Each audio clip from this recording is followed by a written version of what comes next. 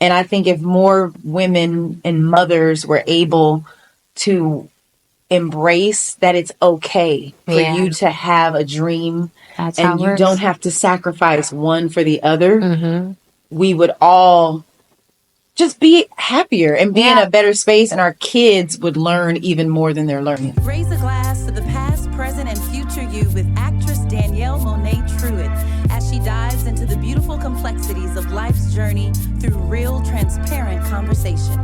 All the women I've been, made me into... If there's one thing I want women to free themselves of is the shame, is the mom guilt and the shame. And I want people to stop guilting women and shaming mothers for pursuing their dreams. I went through that so much, like when my children were very young, you know, and I would have to travel to do a play, or, you know, at one point I was performing in Los Feliz at this little bar with this company called For the Record. And I would, you know, be performing in like a club at night. And like people that went to my church at that time were like shaming me for, you know, you're a mom. What kind of mom would do this or that? God. And, you know, as an actress, you know, even playing a lesbian on television. Clean your house before you come to mine. Please. Okay. Thank you. Your house is a mess. Okay. You a hoarder. Get it together. Okay. And it's like so many women, there's just this standard that we're held to for whatever reason when it comes to rearing children and stuff. Only women, though. Only women. That's hilarious. Only women. Like, the dad could be like once a week, twice a week. Mom must be there all the time. And it's like, oh my God, you're such a good dad. Thanks for babysitting your children. Yeah, because that's your job. You should see your child. What are you going to do? You have to take care of your kids. Nobody checks on nobody checks on us when we're single parents and we're parenting children. Nobody's checking on us, making sure the kids ate or anything. But if it's a man parenting single, it's like, oh my God, do you need food? What can we do to help you? It's such a stereotype that I think it's such a broken mentality. It comes from such a broken mentality because we were always the moms. Like, we've been parenting, like, as you said in episode 2, you better watch it and you ain't see it. It's like we're always held to taking care of everybody. Yeah. So we have to learn how to take care of ourselves, which is so sad that we have to learn how to take care of ourselves when that's actually the first part. Yes. That's the first part. I should be good so I can take care of my child, so I can take care of my house, so I can take care of my family. You know what I mean? But we're learning to do the reverse. So we're holding up everybody, getting all these war and these cuts and stuff like that. Right. And it's like, it's not realistic. And then when you black on people, they wonder where it comes from. Right. Because it's an unfair standard. You know what I mean? And I think, I just want us to like break that, because most of the people give me that advice. I don't want anything you have. They haven't. So I would appreciate their dreams. You are miserable at your job. In fear.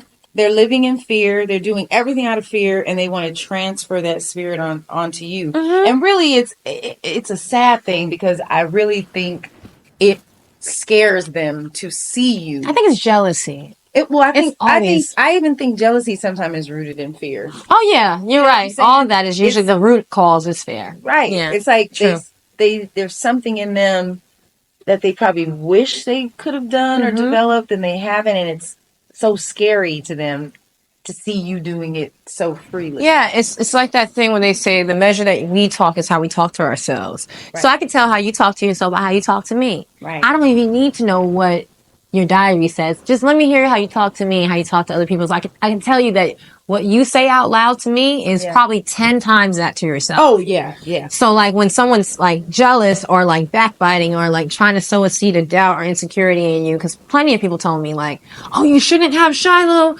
You know, you're going to ruin your life. You're never going to be an actor. Funny thing is, I'm still acting with a child. I guess.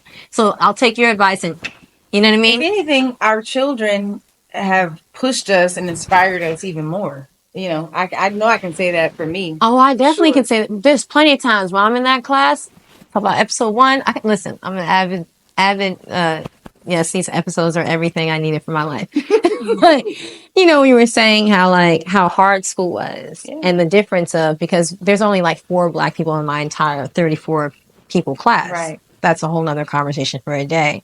But our culture has been taught to put self here and hold up everybody else when self has nothing, like no muscles and no like girth to do it. Right. You know what I mean? So it's just that fear mentality that we have had for centuries and, you know, just like over the top, because it's like they just don't, they're so scared to fail that they choose the thing that makes them the most unhappy. Right. And then you wait 25, 30 years, and then when you retire, you're still unhappy. Right. You know what I mean? Right. And so we get all these diseases and these sicknesses that come from all those years of stress and being unsatisfied with yourself. Yeah, I'm not going to do it. No. I can't do it. I'm not going to do it. I pray that when my sons, you know, get older and grow up, they'll be able to look at the sacrifices that I've made for them and the way that I loved myself and commit and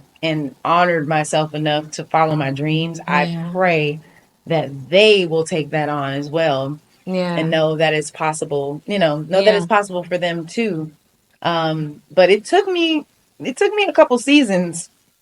I was running myself into the ground. I remember you be here on Monday, gone on Tuesday, back on Wednesday, gone on Thursday, back on Friday.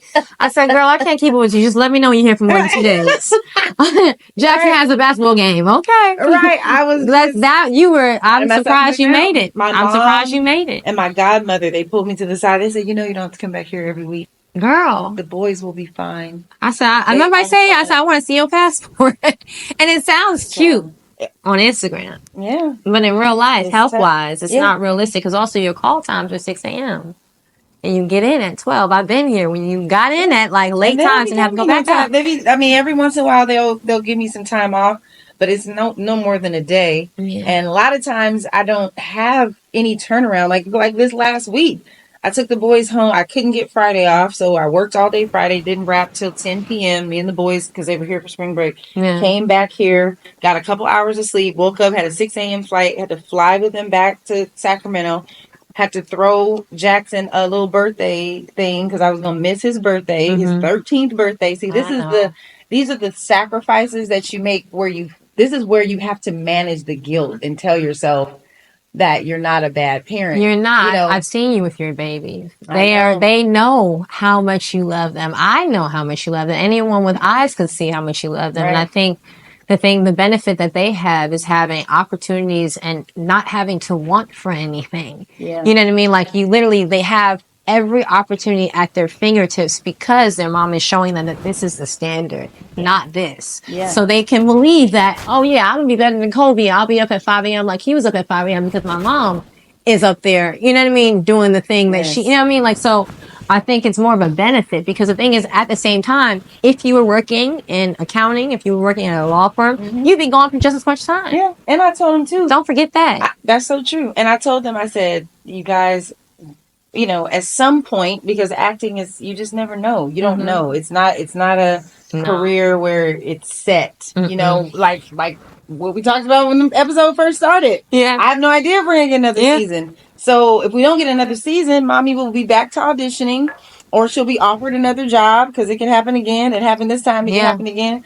But next time I might be shooting in LA. Yeah. You know, I might be closer, you know, to them this time. But, you know, for now in this season, this is where the Lord has me. I'm going to make the most out of this season, and I'm not going to kill myself or run myself ragged or into the ground, because I'm not doing myself or anybody else any favors.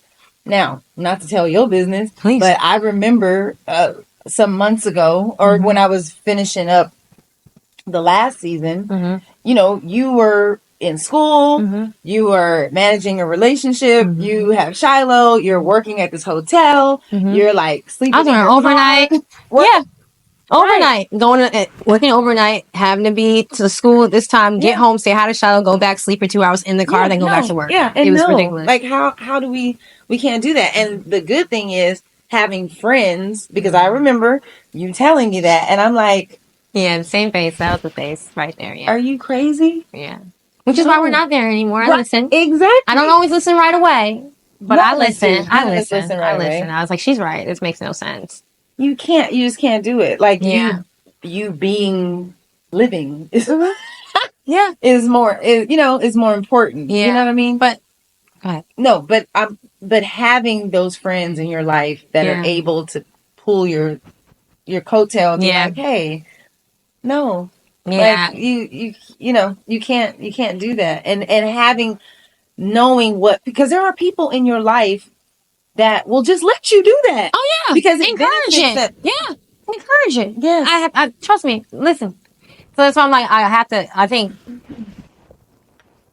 it's so important to have the right people around you that will talk sense into you. Like, okay, I know that sounds okay, but I just want you to know that this sounds also like this. And it sounds like you might be heading to like a sickness in the near future if you try to keep that up, because it's not realistic. Right. So you need people around who will be honest enough to be like, listen, you're kind of taking a turn for the worse and you probably need to reel it back in. Because what they also don't tell you too, with all that you trying to kill yourself, people are actually getting sick around you. Like in the last 2 years of this school, each semester someone has died.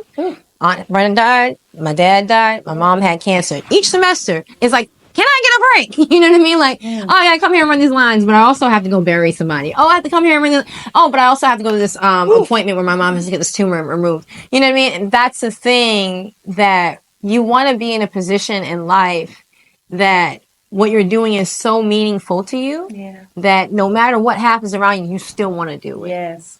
It has to be so much bigger than you. Nobody knows the sacrifices and how much you had to pay emotionally, financially. I mean, in our line of work, you have to spend money to make money. And when you have no money because you're not getting paid to do what you love, that part. You know what I mean? It's like, how do you justify, you know, how do you justify it? But if you stick with what you're doing, I am a testament to it. How long were you doing this for? Tell the people, please. I'll take a sip. Go ahead. How long were you doing Well, let's see. I was in LA 10 years before I got my first, before I got my first major role. I was in LA for 10 years. Before that, I got a couple little TV roles here and there. But it was nothing, you know, it was enough for me to pay my SAG dues and pay my managers. And after that, I think I had like $2,000 to put into my bank account. You know, before those 10 years, I went to college. I studied for 4 years. I did 2.5, 3 years of about professional 20 years theater. So about 20 years. And I'm still making my way up. Like, Law and Order is the biggest job that I've had, but it's still just a stepping stone. Because I there's so many other things that I want to do and accomplish, you know, and so it's like now I'm, you know, I'm a little bit more visible, you know, but it also goes to what Taraji was saying about for Black women, you know, it's like, you get these jobs and then you get the next job and it's like you got to start over. Because it's like they forget what you did, you know, previously. You know, so it's like you're always fighting for autonomy and to be respected, and you know, it's just there's so many things that go along with navigating an industry like this. On top of having children, and that's why I say I'm proud of you. You know, it's like, I know I have 2 kids. You have a daughter who has special needs, you know? So there's a beauty and a strength and an anointing that's on your life. Thank you. That I just pray you continue to just know, like, God has you in his hands, and the dreams that he put in your heart are there for a reason, and you have you just have a purpose in this world. You have such a beautiful heart, you know, and you're so talented. I mean, not even just on the acting side. Like, you're talented on the acting side for sure, but you're also a beautiful painter. Like, there's just so much to you. There's so much like that you have to offer the world. So, and I understand the weight and it's just exhausting. It's exhausting. It is. You know? But you literally have everything that you need, you know, to accomplish what it is that God put you here to accomplish. You are a special person. I received that, and I'm going to beat you up if you make me cry. Because this mascara will run. It will not be cute. But I appreciate you saying that. And I want to thank you because if it had not been for our relationship, I think with the amount of people that you have in your family, your friends, in your life that will constantly kind of like, they don't realize it, but sometimes they're being used to get you off course because maybe it came from, they think they're speaking in love sometimes, but that guilt that comes with what we're doing, Yeah. you know what I mean, that is rooted in fear, that will get you to kind of feel really, really horrible about what you're doing. Yeah. So when I tell you, if I had not met you, this wouldn't be such an easy choice. It's not an easy choice, Right. but it wouldn't be as easy as it is because I've watched you do it. I've watched you have the breakdowns, and I've watched you be okay with being human in it. Yeah. You know what I mean? It doesn't have to be perfect. It doesn't have to make sense, but I know God called me here. So even though I don't know the how, it's just a yes. That's how you've been doing this. Yeah, I don't know how I'm gonna. When I met you, it was like you had all you're like an octopus. You had this hand, that. You were everywhere, and I've watched you go through breakups, divorces. I've watched it all. We had a very fast forward kind of friendship where it's like we got to see what was real. Yes. You know what I mean? And it's just like that's why I tell people it's so important to pray for who you have around you because they can make or break your purpose. God, I don't even know where I would be if I had not met you. You know what I mean? Like, I wouldn't have done half of the things because it would be so, you're battling this inner voice that comes from your ancestors and comes from your family and comes from it, but then you're also talking to people who have done it. Yeah. And you're like, okay.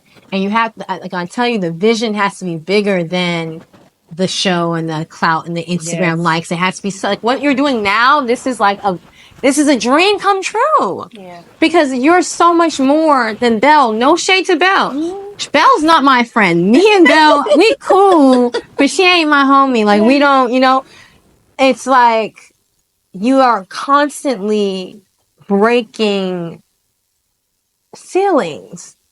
And it's a beautiful thing because it's a reminder of God's love and God's timing. Yeah. Yeah. You understand what I'm saying? It's a reminder of God's. And remember, I told you, I said, listen, when she talked about in episode 3, watch the episode. When it's like you were in this relationship, but this wouldn't happen with that. Girl. You couldn't think clearly about this because you were in that. So God's like, I need you to move the muck. Like sometimes God just wants you think that God is not with you when you are struggling. Yeah. That's when he's with you the most. He's like, no, I'm allowing this to happen because I need you to shake some things off. You understand what I'm saying? So that we can get to the people that need to hear this. And and he's so gracious too because he's like, like you're just doing your little thing right now. Yeah. Like, my grace is on you. Yeah. I'm gonna protect you. You're gonna have to go through something. You're gonna get your little heart broke because you're not listening. Oh, girl, you're not listening to me. I told you from the jump. I told you. You decided not to listen. You decided to go your own way. I've been with you the entire time. Yeah. I'm not gonna let you fall. But you're gonna feel it, and then you'll be back. Like, and it'll give you more to speak. It'll give you more to speak about. You know what I mean? And more trust. It will build your trust because you'll realize, even though it felt like I was alone, even though this seems like the worst thing that could happen right now, even though this is a really moment where I'm like, oh, I'm grieving, I still gotta do this. I'm embarrassed. Yeah, girl. Let's not talk about embarrassment. We don't go on that. Oh, Lord, I stopped telling you. That night in the car, I was like, I was so embarrassed. It embarrassed me. Like, but God's like, I needed this to happen so you could just do this. Yeah. Because you can't drive and I drive at the same. Imagine both of us in the car, we trying to drive. The driver always has to be God. Yeah. And you are a passenger. And it's that simple because when you're driving, you're going to make turns and it's going to be, the GPS will be like, rerouting because you think you know what you need. Right. But God's like, no, baby, that's not even a speck of what I have for you. Yeah. Like I was with Shiloh in the dentist the other day and I was crying. I was so mad because, I don't name no names, but people will give her sweets, and I say, please don't give her sweets. I'm trying to change the trajectory of her health because our family has a history of these sicknesses, and And people will still do it anyway. Right. But when you go to the dentist looking at you like, listen, I told you this is crazy. And it's one of those things that it had to happen for me to see the importance of more of my presence. Because we can get so comfortable in what seems convenient. Yeah. But with it's just like, it doesn't make sense until it makes sense. You know what I mean? It doesn't make sense until you're here. Right. You can't see it while you're in it. You have to get out of this space and have the, you know what I mean? Yeah, so that you can hear God's voice and you can listen to your own body. Like God is constantly speaking to us through a whole bunch of different ways. He doesn't just speak to us one way. No. You know? And we turn it down. Mm-hmm. Oh, no, that doesn't suit me. Let me turn that part of the Holy Spirit down. I don't want to hear that. I'm going to stay right here. Hey, cutie. You know what I mean? We were infamous, like, he cute though, you know? And you try to make it make sense, but it's like, God's like, nah, I got something so much better for you, baby. Like, just wait on me. Yeah. And it sounds cheesy, but that's really what this is. Yeah. You know what I mean? And I think I just pray a lot of people, because everybody's like, how do you hear God? I'm like, God sounds like you. It's the thing that brings you the most peace. Yeah. If you could just tune into the moments where you say, that sounds good. And you're like, no, that don't really seem like it.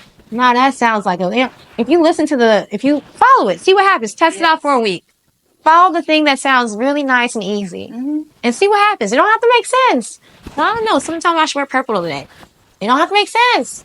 Right? Mm-hmm. But then when you do it, and then see what happens when you listen to the voice that says, no, I don't know about that one. And see what happens. You always say, something told me. God, that's what told you. Right. That's what told you. Yeah. When I had Shiloh, I said, this don't make no sense. No, it's the wrong time to have a baby. But I was like, I'm honest. I was like, I can't have another abortion. Yeah.